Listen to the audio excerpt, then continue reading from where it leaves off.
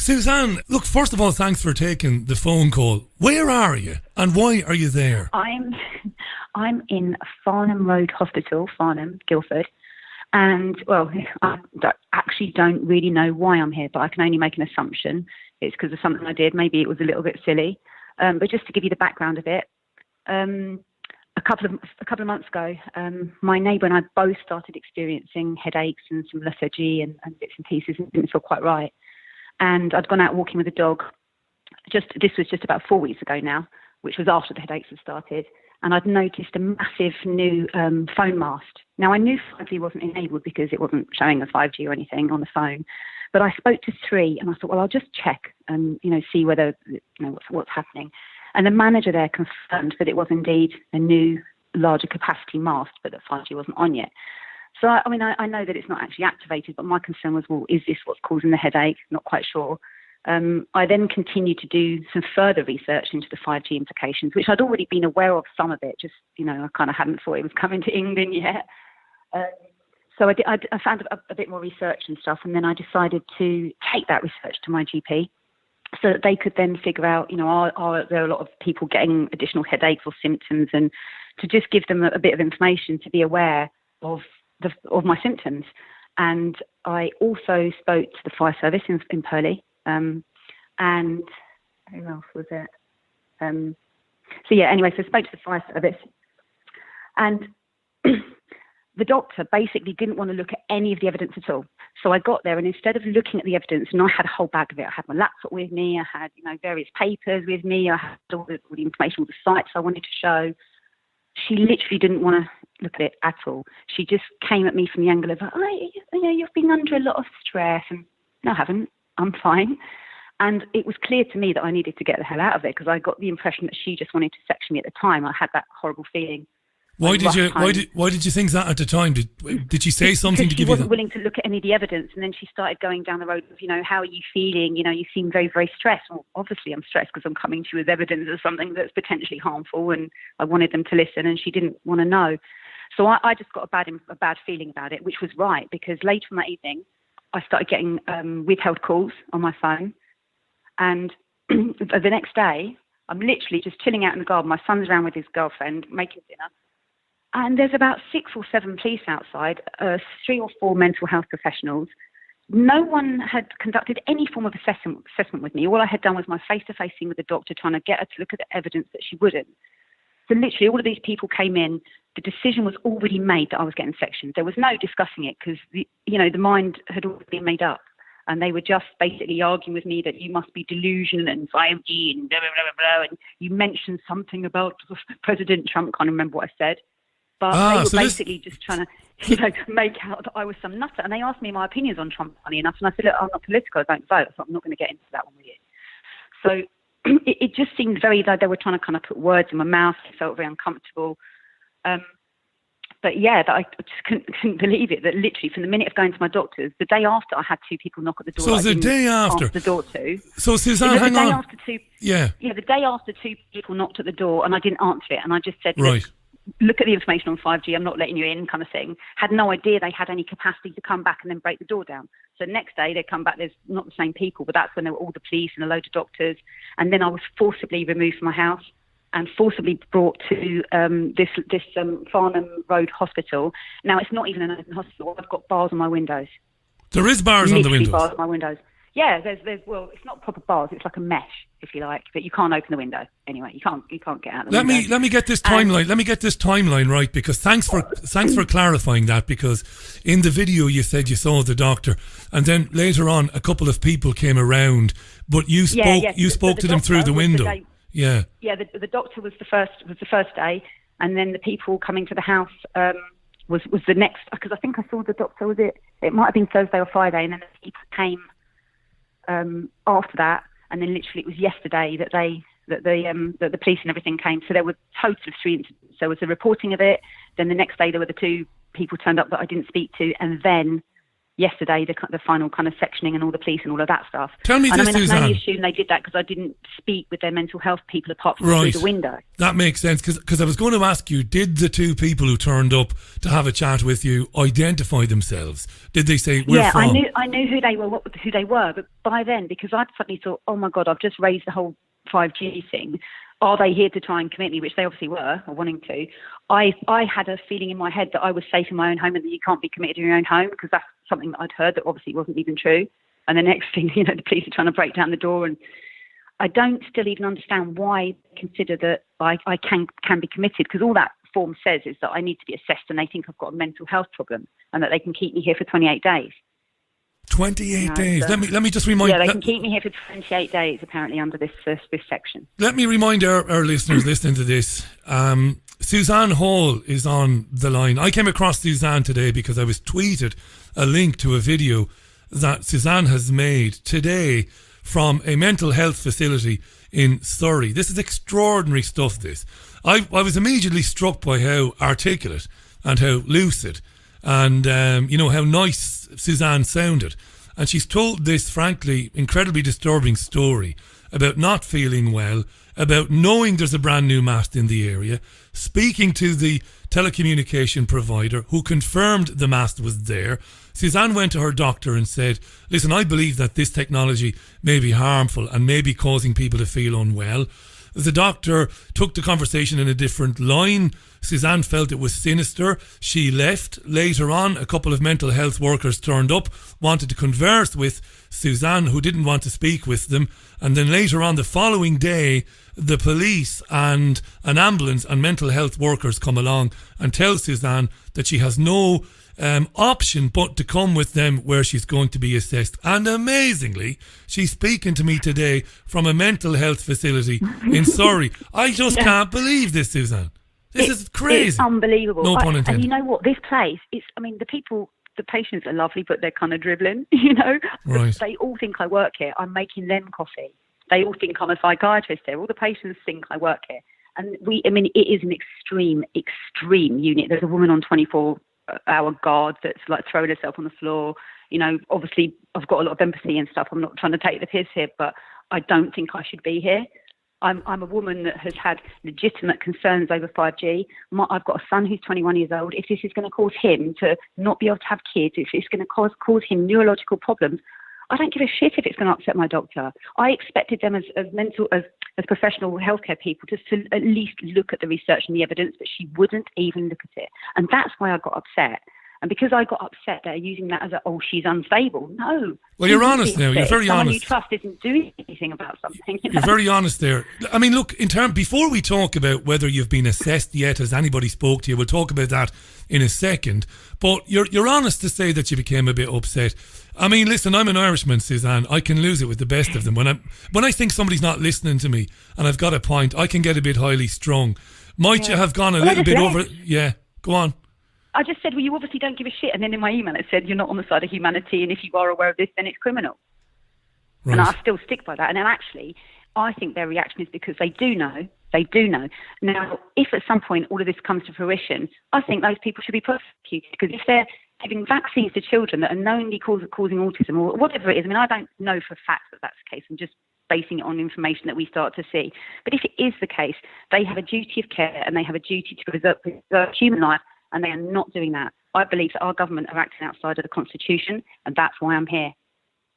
And this is now. So you emailed the doctor later on. Obviously, you were a bit irate after you left. Fair enough. With a shitty email, basically saying, "Look, here's the information. I can't believe that I got people sent around to harass me after coming to see you about." I sent her the stopthecrime.net site because I thought Deborah Tavares has done a good job of collating a lot of information all at once in the same place. So I figured that was a good thing. And then I did a Dropbox of the recent appeal that's got all the great scientists and renowned scientists that know what they're talking about that have all signed this thing. And I sent that. Now, if they don't want to look at it and they just want to get me committed, what is that saying to you? It's saying that they don't give a shit about the problem. I mean, give a shit about human life. I'm taking you at face value, and I am taking you at face value because we've never met before. And like I said, I stand by what I said, articulate, lucid, obviously passionate about it. I mean, I am. I share your concerns about these things. I speak to people, not always activists. I often have academics from some of the most well-known institutions, educational institutions, who agree with you in terms of your concerns. This is outrageous. What has anybody seen you to assess you yet at this facility? Well, I had an assessment earlier with the doctor because I said to her, look, what's the difference between conspiracy and mental health? And she obviously is clear. Because even if the stuff I'd researched was wrong, let's take it as an example, it was fake news, whatever, that still doesn't make me insane. I still have a right to opinion, and I have a right to say what I think, and freedom of speech, and that is what's not being allowed. But as it happens, there's a lot of credence to the information, and if anything, it's the professional services that are acting in an insane manner by not taking it seriously and by not listening to people. But so my mum and dad are in Spain, and my sister is a recovering alcoholic who can't cope with any stress whatsoever. My son, I definitely don't want to put it onto. So basically, I'm trapped in here. My mum's on her way back from Spain. Have you been able to speak to anybody else before you spoke with me? I've been speaking to a few people who are aware of my plight because they're on the Facebook groups, probably those that have notified you, which has been quite good. There's been a chap called Lee who's been really helping me as well, saying that they're going to come down from Newcastle and help get me out of it. Wow. I mean, the reason I ask that is because you obviously need somebody from a legal point of view. Well, you need help, right? Now that they're saying they might let me out, it might be Friday. But the question is, do I need to wait till then? I just don't know. It looks like I might not have no choice because there's another option where you can go to kind of a tribunal thing, but that's 2 weeks. So if she's suggesting I might be out when she gets back on Friday, then it's better for me to just wait. But the point being, then what do I have to do after that? Am I going to have to start checking in with a home care team every week and tell them, no, I don't think 5G is a danger now, I'm all fine, and what am I, a clone with a smile on my face now? It's like, what? We'll send you off to a re-education centre where you learn never again to have an opinion on anything. Yeah. Well, thank God I didn't mention MK Ultra. And you know what? I literally had to not mention half the stuff. Oh my God, I just can't, it would be so good if we had a big cleanse of the swamp over here, wouldn't it? But at the end of the day, my concern is that if this can happen to me, and I'm a professional woman who's worked for 20 years, project manager in a professional capacity, it can happen to anyone. It really can happen to anyone, and this shouldn't be allowed. It just shouldn't. All for a conspiracy.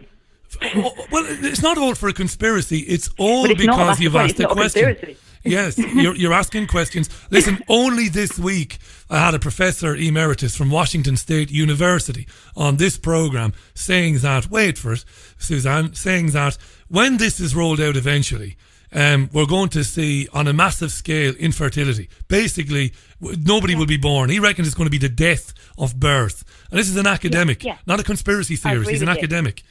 Yeah. And I'm worried about it. To add to that, I used to wear my BlackBerry around my waist for many, many, many, many years, and I suffered a significant number of miscarriages, which I now believe could have been relating to that. Now, I don't know about other women. I don't want to start getting people worried and upset about this stuff, but it is an important thing to think about because we don't know. Maybe at that time 3G was even causing a problem. We really don't know the true effects of this stuff, and we don't know how it's affecting fertility because we're not getting true statistics because we're just not getting honesty from the government, and that's why there needs to be a significant change.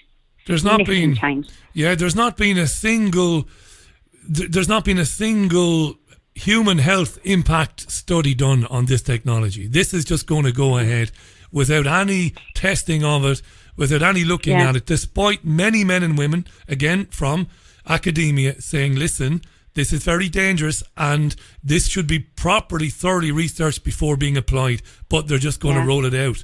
And that's the way it is. They don't care. And the point is, we don't even need faster than 4G at the moment. And why the hell do we want to get a shitload of ugly looking antennas putting up? It's going to look like all those solar wind things do. It's going to be everywhere. It's going to look hideous and there's going to be no escape. They're also on the motorway just outside my house, just down the road from my house, it's like about a mile away. They are installing smart meters in motorways now. So you're going to have, you've got your Sky Q box, you might have one in each room, that's 4 lots of Wi-Fi, and your phones, that's another 4 lots.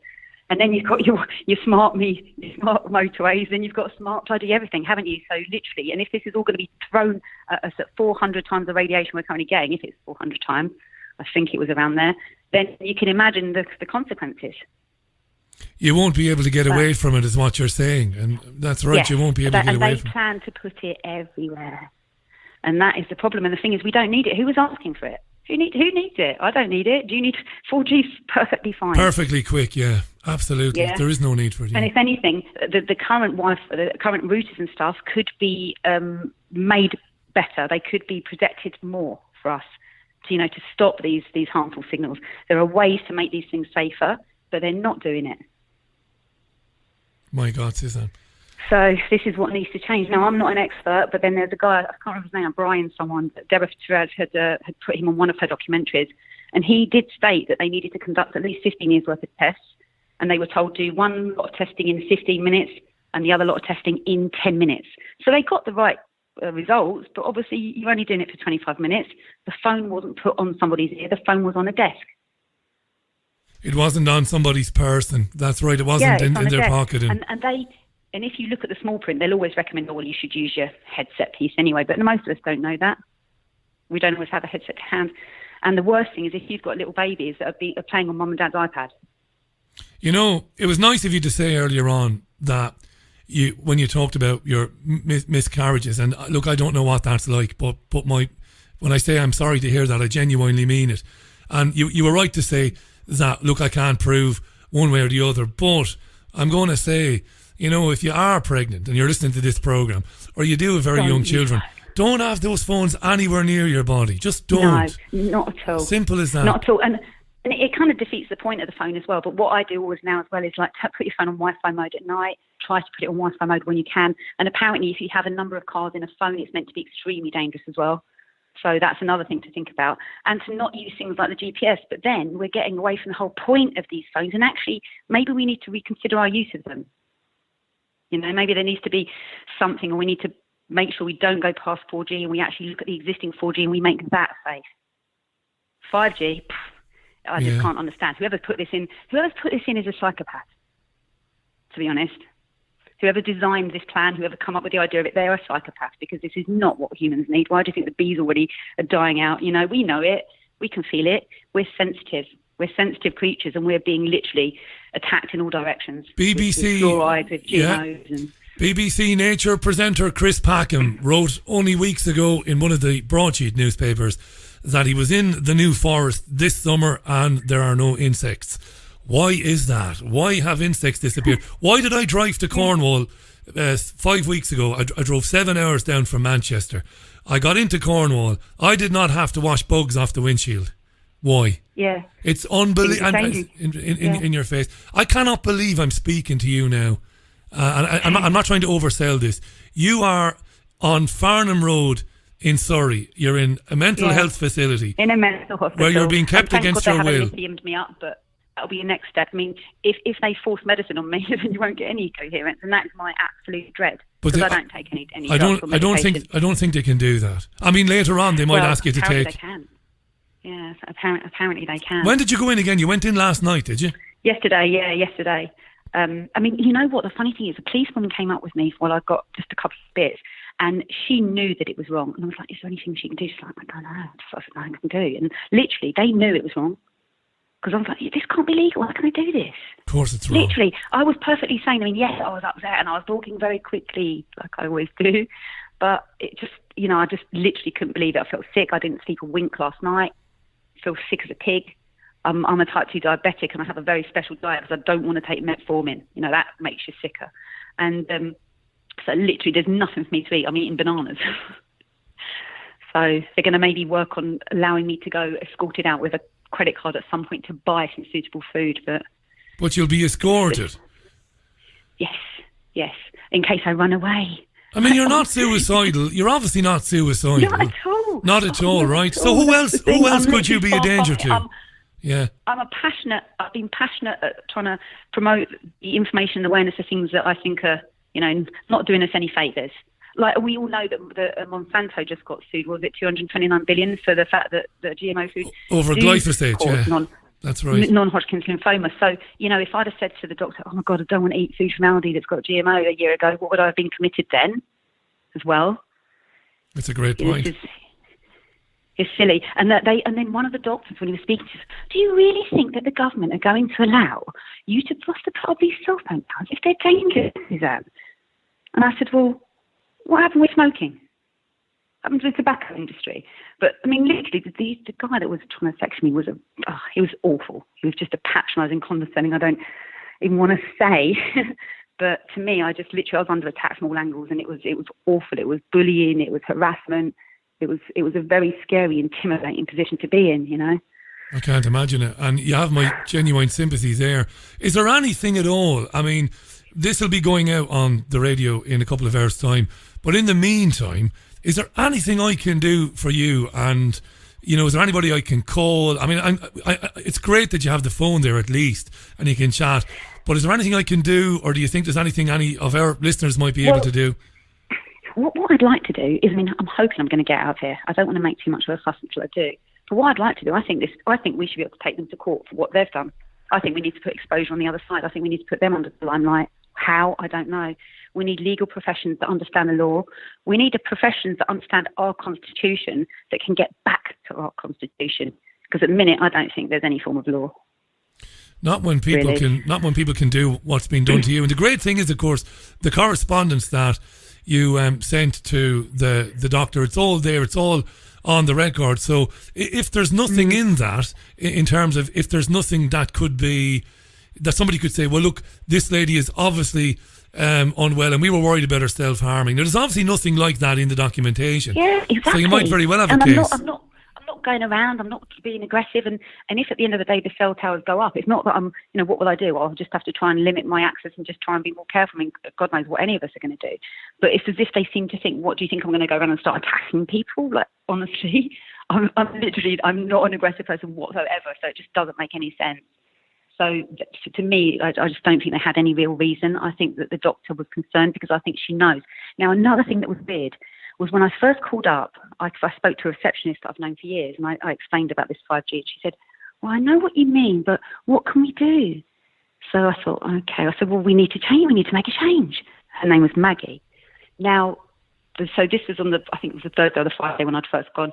And then when I went to see the doctors on the Monday, her name was Sue Crispin, the manager of the practice. Maggie was like, she's really busy, she won't be able to see you. But I kind of said, look, I really need to see. I've got a load of information and evidence. Maggie's like, leave it with me. I'm like, I'm not leaving with you. I'm not leaving it with you. Yeah, you wanted to give it to her personally. And then I waited to speak to the doctor, who basically told me to bugger off. But the thing is, Maggie before that had been like, I know what you mean, but what can we do? But when I came to see her to speak to the doctor, I hadn't got an appointment, by the way. I just showed up very early at 8 o'clock in the morning because I was like, I need to speak to the doctor to show this information because I knew it was all three related and to the new mask and stuff. And Maggie's attitude was very, very different. And literally, Dr. Crispin hadn't wanted to see me. Now, if you think someone is having a mental breakdown, wouldn't you want the doctor to sit with them straight away? That didn't happen. They were trying to send me away. But I tried to insist to speak to the doctor, and then, as a result, have ended up here. So to me, it wasn't a welcome in. They didn't want the information. She wanted me to leave the evidence so they could probably throw it away. Yeah, I mean, she's not here to defend herself either. I've got to point that out. And her actions, I don't agree with what has happened to you, and I share your worries and your concerns about this technology. But I'm also well aware that many doctors and many healthcare practitioners, they're not protecting anything. They just genuinely don't believe us.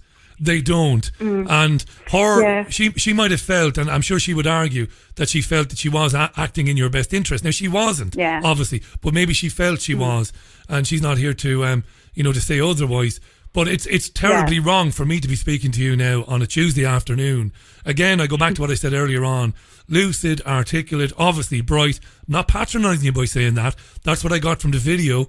And you've been very candid about your worries about this technology, the way you express them. You're forceful and you're determined to be listened to. Again, there's no problem with that whatsoever. Yeah. For you to end up in there is an outrage, in my opinion. That's just my opinion. It's an outrage. Well, I think the reason for it was because I mentioned the genocide plan in that email. Now, the reason I mentioned that was because Deborah Tavares, when she talks about the burning of Northern California and the directed energy weapons and the 5G, she mentioned Agenda 21, 2030 quite a lot. And you mentioned this to the doctor, did you, Suzanne? You mentioned Agenda 2130. When on the email that I sent, I wrote, I think I said something like the guise of climate action plan and Agenda 2130 and genocide. I think I'd mentioned those things in there because they were specific to the information I was linking to from Deborah Tavares.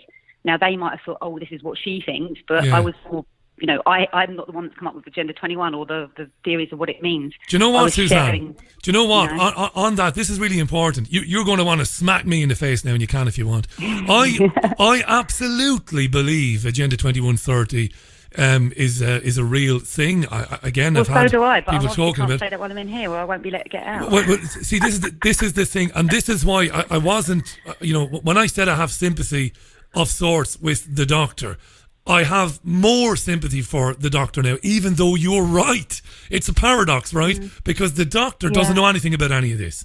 And when they hear it, and they hear global genocide, they think it's barmy. And they think, wow. Now, that doesn't make her right, but I can forgive that because at least she's being genuine. She thinks it's crazy. It isn't crazy, but she thinks it is. I did put the hammer down. I think I shouldn't have done it all at once. I should have done it in breadcrumbs. What do we say about two things? We talk about drinking and dialing, don't we? And then we talk about sending emails where we're very passionate. Maybe we should put it in drafts and wait for an hour and have a look at it again. But you didn't. You just sent it straight away. All right, fair enough. These things happen. The thing is, and this could be paranoia. It might not be. I've got the videos. I can send them to you. Maybe you can have a look and decide. But literally a couple of weeks ago, not even anything to do with doctors because I hadn't liaised at that point. But I'd been posting a lot of stuff about 5G and kill frequencies and bits and pieces. Now, I'm living in quite a remote area. There was a military-style, one of these yellow and black helicopters, massive one, just going round and round my house. It was so loud, I was like, shit, like, why are they going round and round my house? Like they were looking through my windows. And I was thinking, oh, my God, I hope they're not here for me. And then at that point, I started thinking, oh, maybe I've been opening my mouth a bit much. But I'm about the good grace to shut it before I went to speak to the doctor. And now I'm here. Well, I sympathise with you. Look, I've done the amount of times I've said something and then wished that I had just kept it for myself for a while. If I had £1 for every time, Suzanne. Tell you what I'm going to do. I'm going to go for now. I'm going to put this on this afternoon's programme because our listeners are absolutely desperate. I did a YouTube live stream earlier where I was just promoting the show for today and who was coming on. Yeah. And I mentioned you in the live stream. And the comments just went crazy. What's happening? What's happening to this lady? Find out what's happening. If there's any way you can send someone to get me out of it, that would be much appreciated. But I don't think it's going to happen because I think I've got through a lot of shit and tape that I'm going to have to jump through. Fingers crossed. At the start of the meeting, it's Suzanne Small, SMALL, by the way. It's small, not whole, right? Small. It's small, yeah, not whole. Small. But my legal name is Sands, which is why people didn't know that I was in here because I was using a different name when I came to a bit of confusion on the name. But Small is the one I go by on Facebook. And it's Suzanne Small, yeah. And if anybody wants to find Suzanne, you'll find her on Facebook. And I did mention. Well, yeah, you'll find two accounts because, funny enough, my first account I got hacked out of it after sending driving license, passport, and stuff to Facebook. Couldn't get my account back, and that's because I was posting a lot of stuff at that point too. So there's two Suzanne Smalls. The one with the hat on is the one that I've got access to. The one where you're wearing a hat, okay. Yeah, I know. And see, funny because I could never get my account back from Facebook, even though I sent all my evidence. So that in itself is why didn't you give my account back? Because I was doing activism stuff. I tell you what, I'm sorry you're in there, and you think you're going to have to be there till Friday at the earliest. Well, that's what they're saying. But to be honest, if the other doctor that was the one that came to section me gets back on the scene, he wanted to keep me here, and I'm just concerned as to is there something untoward going on?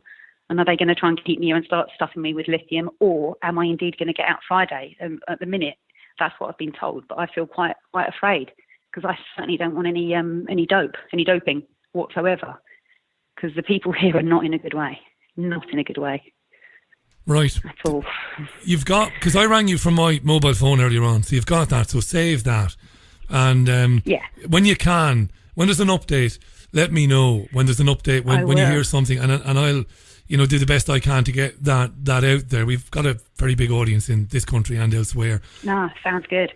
And can you send? I know you've got me on Messenger now. Would you be able to send me a link to your show and information? Absolutely. I had some nice messages from Aslan's Army as well today. And funny thing is, I've been watching a lot of Aslan's Army. I mean, I watch Patriot Soapbox. I've been looking at all the Red Pill guys and stuff like that. So whilst I don't participate actively with these groups, I watch them. I'm very much loving them, and then I do my own little bit to try and help on my side, and never expected to get locked up because of it. But you live and learn. You're good mood. Well, do you know what? You're being sectioned now. Being sectioned. I mean, you're there, and your humour and your good mood is, I suppose, testament to your character. Like I said, I've only met you today. Look after yourself in there. Don't be, look, I can't give you any advice, and nor should I, but you sound upbeat and you sound positive. Just be yourself when you're speaking with people. Yeah. And don't worry about about that's what I'm trying to do, and I'm actually trying to have just chat with the patients and stuff, and help out some of the other patients in here, because there's some quite vulnerable people. But it's quite a nice experience, really. The worst thing for me about this whole experience is not just about the fact the doctor wouldn't listen for 5G, which makes me then concerned for everyone's health for the future. In fact, my parents have had to come back my mum's had to come back from Spain on her own and leave my dad there with a dog, and it's my mum and dad both for their birthdays this month. I've ruined my mum and dad's birthdays, and they're having to haul back to England because of this, and it's such a shame. It's a real travesty, When you need them around you, and they can't just get a flight. When you need them around you, and I'm sure they'll be absolutely outraged. And like you said, there may be legal remedies available to you when this is all settled. You might have, a very good case, because it's essentially, well, there's so many issues there. Habeas corpus being one, of course. I mean, this idea that they can just because of opinions you have, because of questions, however strongly you might have expressed that, but for them to say, oh, we think we need to bring you in for observation, and the fact that they can do it, it's very sinister. Yeah. It's sinister in the extreme. And at one point, the guy had said, well, look, we've got the options of bringing you into hospital or having your home care team come every day. So I said, I'll have the home care team every day. He goes off, oh, no, we've decided we should bring you into hospital. The guy was just an idiot. And then trying to say, well, I'm wrong. And I said, what's to tell, how do you know that what you're reading is any more true than what I'm reading? It's just a difference of opinion. It doesn't qualify whether someone is mental or not. It really doesn't. The insanity is more put to a doctor that doesn't want to look at evidence where you can see someone is at risk from a 5G cell tower. That to me is more insane than me raising it. They also said, why didn't you speak to your MP? Why did you call your doctor? I wouldn't have done that. So it's as if I made the wrong judgment call. And I'm like, well, hang on a minute. If my doctor's the one that you go to if you have a headache, they're the ones that are going to be the first line of if these 5G towers are making people sick, because people go to doctors when they're sick. They don't call their MP. So none of it was making any sense. Plus, I don't like Theresa May anyhow, and I haven't voted for it because it's all been corrupt. It's only now I'm hoping that we're going to get a party that we can actually trust. But God knows, because how deep is the deep state? That's the question. Yeah. Well, look, keep in touch with me through my mobile number. Thanks for taking the call today. I really appreciate it. Thanks for having me. And I hope, if anything, this is going to bring some, highlighting to what we're trying to bring people, their awareness up on. So I've never seen anything like it, Suzanne. I mean, what I'm going to do now when I get off the phone with you, before I play this on the live show this evening, I'm going to put it on YouTube even before I do the live show, and I'm going to start putting it out all over Twitter and get my friend to put it on Facebook, because I'm not personally on Facebook anymore. I gave up with it. I got fed up with it months ago. Got fed up with being banned from it. So I said, well, to hell with that. You know what I mean? Like yourself. So I'm not on there. Keep your spirits up. I'm glad that you're in touch with your son and your friends. Thank God you have that mobile, and thank God your family are coming back to support you there. But it's an outrage. Thank you for having me. Listen, anytime. Keep us informed, and send us a text when there's anything. And of course, we'll have you back on again when this is over, all right? Sounds good. Legend. Mind yourself. Thanks, Suzanne. Bye for now, Suzanne. Bye. Bye. Cheers.